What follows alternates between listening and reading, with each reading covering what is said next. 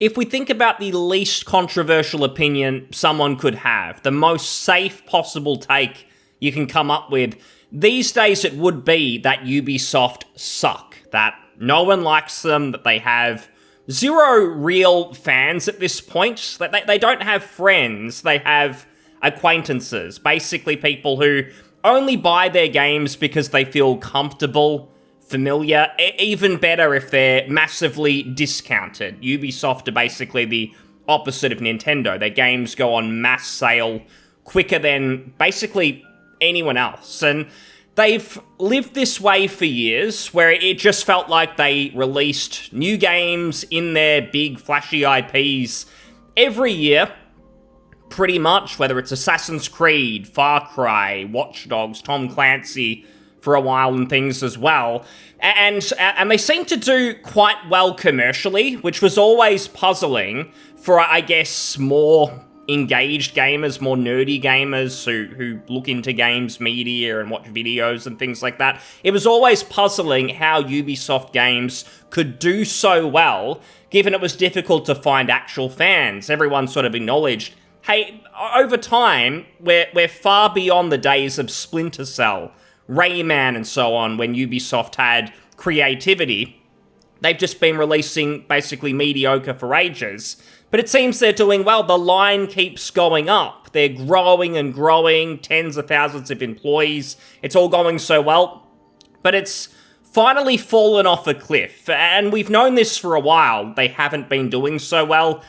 On the screen here, the line is now going down. Was going up for a long, long time, but it's now going massively down. I think they're at their lowest they've been since like the 2000s or something crazy. So they've lost a lot of their value, Ubisoft, and it seems like they're not far off having to actually sell to like a Microsoft or big corporation, Amazon or something like that. So it's all fallen away. Their conveyor belt structure of delivering games that they seem to be having success with for decades, that's no longer working.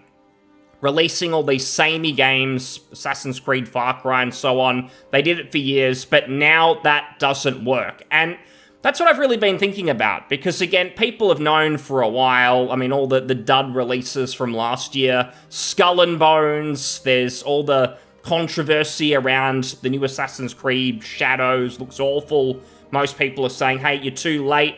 Ghost of Tsushima already did this, seemingly better. Your game looks like a joke. And there's other open world games out there these days that just do it a lot better. So even people who felt safe with Ubisoft games and thought, yeah, they're all right. I mean, I don't want to take a risk and play something I'm not used to. I'll pick up the latest Assassin's Creed for Christmas or whatever. Those people are just disappearing. And I really think it's not just because Ubisoft have totally tanked in quality. That's part of it. They are useless. They have no talent. We've heard from insiders and things that the culture at Ubisoft is totally rotten. And it's not purely like a DEI thing that they're putting weird stuff in Assassin's Creed Shadows. It's deeper than that. I think it's all kind of connected, because weirdos who are doing weird stuff with Japanese culture and so on, they also play into just the wider reasons the culture is rotten, which is you just have too many cooks in the kitchen, too much red tape. When you've got 20,000 plus employees just about that Ubisoft have, it just doesn't work. The gaming industry at the end of the day is meant to be creative. And when you have this many people, there's no way this is all actual useful developers. There's so many useless HR managers, for instance, people who are just there for the sake of being there, find ways to make it look like on paper their jobs are useful, so they keep their cushy salary, whatever. It's just all blowing up, basically. So many cultural problems from having too many people, too many useless people. That's all part of it. But there is an article here that sort of got me thinking. It's a That Part Place article. They're always writing anti-woke articles and stuff, but they're talking about Ubisoft here, and something very interesting in there is where they do mention that adding to these multifaceted challenges is the looming threat of bankruptcy And there's talk about how they may have to sell over the next year, 2025. They may have to massively restructure, or they may have to basically sell off to a Tencent, an Amazon, or Microsoft, or something. But I want to talk about not just the fact that Ubisoft are doomed. It seems like it. They're big flagship IPs, Assassin's Creed, Far Cry. There's a few other Watch Dogs, which seems to be dead. They're at their lowest point. Basically, every one of their IPs, maybe Assassin's Creed could be saved, but again, Shadows doesn't seem to be doing so well. I mean, if that flops, for instance, they've got nothing. They've really got nothing. So many of their franchises have been collapsing. I think it's actually a wider problem. I don't think it's simply that Ubisoft suck, and that's it. I think it's their design philosophy, which did work for a while in games, and it also worked in movies, for instance, as well. It used to work many millennia ago, it feels like many decades ago, in music as well, where what should be a creative, passionate field just turns into conveyor belt design, where you get it's like that old Steve Jobs quote where it's like, you originally had the creatives doing the work, building great things, making great games in this case.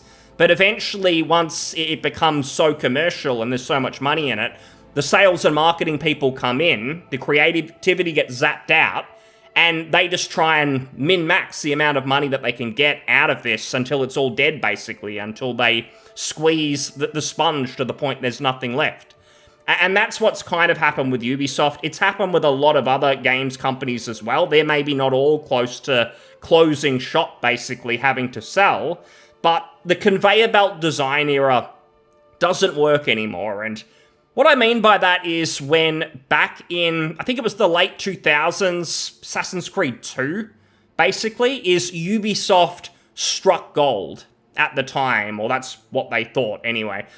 And basically that was when they thought, hey, we've got these cool parkour mechanics that we used for the first Assassin's Creed. That game, it had some good ideas, but it probably didn't all come together perfectly. And then they thought, hey, why don't we take the popular open world of Grand Theft Auto and just put our Assassin's Creed stuff in there. It'll be open world, you can sort of go anywhere, sort of. It's a bit weird with restrictions and things. But you can do it. You can run around this big, gigantic world, parkour, and there's little challenges and events around the map. And because we've brought in psychological manipulators, basically, and we employ them, they'll basically come up with, how can we make sure that people playing are getting little dopamine hits every 2 seconds, which is what happens in Ubisoft games, where you're just sort of chasing little markers around the map. That's basically the game, and you sort of like, I'll turn it off in 2 seconds, I just need to get one more marker, I need to collect one more little collectible, flag, or animus fragment, or whatever, I need to do one more little mission, one more race, one more mission.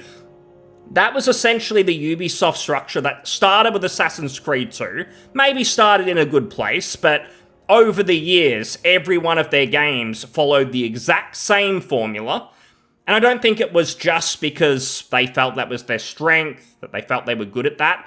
I do think it was very much because they saw the popularity of, say, live service games from that time, World of Warcraft and so on, which were much more about chasing dopamine hits, like in WoW, where you hand in a bunch of quests and you feel good and then you want to keep going and so on. A bit like with Ubisoft games, the same sort of feeling, versus, say, a very story-based game. Something like a Baldur's Gate 3, where you're playing more for the content itself. You're finding the quests you're doing really interesting. The battles are strategic. You're finding fun in that. I've always seen them as two different sorts of games. The dopamine chase games, and then the games where you are actually playing genuinely for the content. Like in a Ubisoft game, most of the time, especially these days, no one gives a fuck about the story. Like, the story's just there to give you some sort of purpose before you go back to chasing dopamine hits around the map. And I'm not saying that from like an elitist gamer perspective, where it's like one type of game is good and you should be playing that and not the other. I don't care. I play some of the dopamine hit kind of games sometimes. I find them just kind of relaxing. You can turn your brain off for a while and just get into something. Maybe you've got something else you're watching on the second monitor, for instance. But I do think it's important to understand that there are different sorts of games like that out there, and to distinguish that, because Ubisoft aren't the only ones who make games like this. I think even Sony, to an extent, have been doing it, especially on the PS4 sort of generation with Horizon and again, Ghosts of Tsushima, where they were kind of copying the Ubisoft formula, and it just seemed like the go-to thing for ages, where every open world had to be a Ubisoft-style game, essentially. We were just getting the same game from every developer. There was Mad Max. There were so many different games that felt like would just copy this formula, and I'm kind of glad that's died off a bit. The reason this conveyor belt style thing just doesn't work anymore is because I think really the internet and it just being so mainstream to this point that for gaming, for instance, it's not just a bunch of nerds looking, again, up sort of game videos or looking at forums and Reddit and what people are playing and what's good. Everything online to do with gaming will always filter down these days. It's inevitable. It happened with Cyberpunk. I was surprised at the hype at that time, that the hype around Cyberpunk was filtering down to the normies, because I thought, this looks interesting, but it is a new IP, for gaming at least, and it's not like it's a property like a Marvel or something that everyone knows. And yet that game blew up so big when it came out, despite all of the tech issues, and sold so well. That's when it hit me that if there's hype online around a game, and it's so big that everyone online is talking about it, they're talking about whatever the flavor of the month game is, Cyberpunk, Baldur's Gate 3, Elden Ring, it will always filter down to everyday normie gamers who maybe buy a handful of games a year. It will just do that because people want to be there and to be involved with the next big thing. Like, they're not missing out on what the big flavor of the month is. We saw it again with Baldur's Gate 3, which was in a genre CRPG that most people wouldn't go near. It would seem confusing, it's a bit out there, it's not action-focused, where you sort of get into it and you start doing things, action combat immediately. People gave that a shot who would never ever touch a CRPG because it was blowing up, and it's something people don't want to miss out on. It feels like that's the new sort of in thing. It's not whatever game in November is getting advertised to everyone, like Call of Duty, which is obviously still massive, and it's probably the last, I think, of those big games that the marketing will just get people to play no matter what. It's probably the online factor of it as well. But if we think more so single player, it's about whatever game is blowing up online that people are talking about. And it works both ways. If it's a positive game, people are talking about positively and it blows up and everyone's talking, people want to buy it. They'll see it as a success and they'll see it as a great game before they've even really played it. Again, Cyberpunk, there are issues, but it still sold 20, 25 plus million copies. And then it will go the other way, where before it's even come out, like Dragon Age the Veilguard, people have totally written it off and they won't go near it. Now, to be fair, it's not just because, evil people online said bad about it. It is the developers who've got to take accountability for that, because usually they've made mistakes that have led to that negative discourse. But it just seems now that games, media, advertising, marketing, flashy trailers, all of these things, they will not lead to a game succeeding by any means. Maybe they can start a positive conversation if they get all of that right, and that will start the positive discourse online. It blows up, everyone's saying it's the next big thing, filters down, means it's going to be a big hit. That can still happen, but really the actual product itself, it's got to feel somewhat special. The conveyor belt thing doesn't work anymore because no one's going to get excited by the new Assassin's Creed when there's nothing fresh here for people to get excited about, for people to talk about online. That's not going to happen. Because what's there to talk about? It's just a reskin of the game you released last year. And even if you make a new IP, we know it's going to be a reskin of whatever the other series you've been making are. Far Cry, Watch Dogs, whatever it might be. So that's where Ubisoft are basically dead in the water there, is for ages, they played it safe, they made comfort food, and people wanted that because people don't always want to try new things and and try a game in a genre they're not so familiar with. But because, again, online discourse is making these games must-plays, you don't want to miss out on this. This is the big new thing. Do you want to miss the potential game of the year and not be there playing when everyone's talking about it? And like, this could be the best thing ever, and it's just waiting for you. That's what it feels like with some of the big games that have blown up. Elden Ring really felt like that. And I mean, I played it on release. I usually patient game to a degree. I don't play all these games the second they come out. But there are some where you don't want to miss out, you don't want to get spoiled and so on, because it could be incredible. Elden Ring definitely felt like that for me. There's certainly been others. So the conveyor belt design, it simply doesn't work anymore. I mentioned movies is the same thing. It's like the superhero movies were doing so well for ages. The same thing every time, just repeat, copy and paste. There's nothing original whatsoever.